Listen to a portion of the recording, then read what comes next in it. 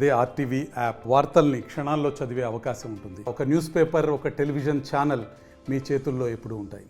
ఎట్టకేలకు టీడీపీ జనసేనకు సంబంధించిన మొదటి జాబితా విడుదలైంది. ఇప్పుడు తాజాగా ప్రకటించిన జాబితాలో ఏలూరు నియోజకవర్గానికి సంబంధించి బడేటి చంటిని ఇక్కడ ఎన్నికలు పోటీ చేస్తున్నట్టు కూడా నారా చంద్రబాబు నాయుడు ప్రకటించారు. ప్రస్తుతం మనతో పాటు చంటి ఉన్నారు, ఆయనతో మాట. సార్ చెప్పండి, ఎట్లా అనిపిస్తుంది మిమ్మల్ని ప్రకటించారు? తప్పనిసరిగా నేను ఏదైతే నమ్మానో అదే జరిగింది. చంద్రబాబు నాయుడు గారికి కానీ లోకేష్ గారు కానీ నేను ఏదైతే పాదయాత్రలు చేశానో, ప్రజల్లోకి నేను వెళ్ళానో, ప్రభుత్వ వ్యతిరేకం తీసుకెళ్తంలో నేను సక్సెస్ అయ్యాను. ఏ సర్వే చూసినా సరే ప్రజలందరూ కూడా సహకరించారు. అలాగే నా కష్టం ఎంతో ప్రజలు కార్యకర్తల కష్టం కూడా అంతే ఉంది. ఎందుకనంటే అందరూ కూడా ఏకతాటి మీద, ఎందుకనంటే ఏ విధమైన గొడవలు వచ్చినా సరే సమస్య లేకుండా అందరం కూడా మేము పరిష్కరించుకున్నాం. అలాగే పవన్ కళ్యాణ్ గారికి కూడా బడేటి కుటుంబం మీద ఏదైతే విశ్వాసం ఉందో తప్పనిసరిగా మా సీటు విషయంలో ఆయన కూడా పట్టుబట్టలేదు. ఏదైనప్పటికీ కూడా ఎందుకనంటే నేను నిజంగా ప్రజల మన్నలం పోతే పవన్ కళ్యాణ్ గారు కూడా ఏమి చేయలేని పరిస్థితి.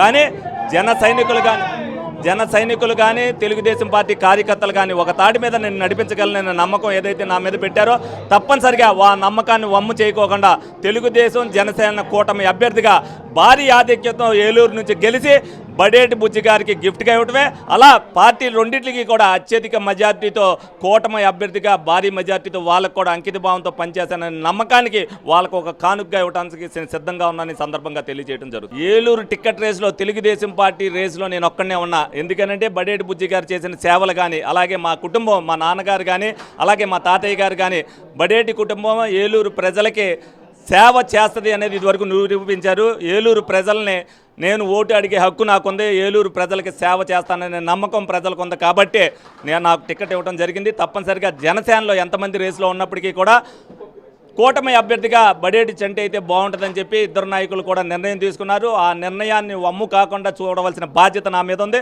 ఎవరైతే జన సైనికులు టికెట్ కాసించారో వాళ్ళందరినీ కూడా కలుస్తా, వాళ్ళందరినీ కూడా ఏకతాటి మీదకి తీసుకొస్తా.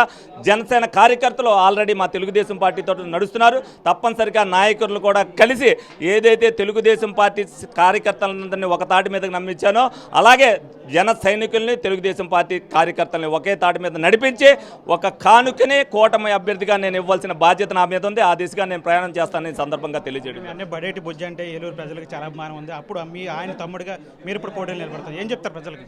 తప్పనిసరిగా ఏం చెప్తాం, బుజ్జి గారు ఏదైతే చెయ్యాలనుకున్నారో తప్పనిసరిగా అవన్నీ ప్రజలకు అందించవలసిన అవసరం నా మీద ఉంది. తప్పనిసరిగా ఏలూరు చరిత్రను తిరగరాయాలి అని అంటే ఈ విజయం చారిత్రాత్మకం. ఎందుకంటే వైసీపీ రాక్షస పరిపాలన ఏ విధంగా సాగుతుందని మనందరం కూడా చూస్తున్నాం.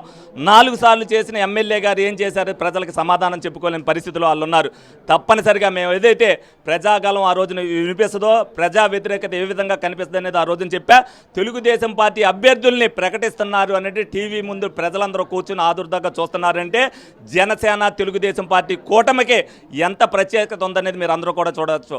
ప్రత్యేకంగా రాష్ట్ర భవిష్యత్తు కోసం ప్రజలందరూ కూడా సహకరించడానికి సిద్ధంగా ఉన్నారు. కూటమి అభ్యర్థి మంచివాడు అవ్వాలి, తప్పనిసరిగా సమర్థవాడు ఉండాలి అనే ఉద్దేశంతో అందరూ కూడా చూస్తున్నారు. అంటే వాళ్ళలో ఏదో లేదనేది కాదు, ఎవరు బలమైనది అనేది నిర్ణయం తీసుకునేటప్పుడు కొద్దిగా ఆచితూచి వ్యవహరించడం జరుగుతుంది. అలాగే సీట్ల సంఖ్యలో కూడా అంటే కులాల బరిన కానీ అది కానీ అన్నీ చూసుకోవాల్సిన బాధ్యత వాళ్ళ మీద ఉంటుంది. తప్పనిసరిగా ఏదైతే బుజ్జి గారు కుటుంబ వారసుడుగా చంటి గారు సరిపోతాడని అనుకున్నారో బుజ్జి గారు రుణం కూడా తీర్చుకోవాల్సిన అవసరం ఉంది. బుజ్జి గారు కూడా నా విజయానికి కారకుడు అవ్వాల్సిన బాధ్యత ఎంతైనా నాకు ఉంది. కాబట్టి ఆయన రుణం తీర్చుకునే అవకాశం నాకు కలిగినందుకు గాను నేను అదృష్టంగా భావిస్తున్నాను.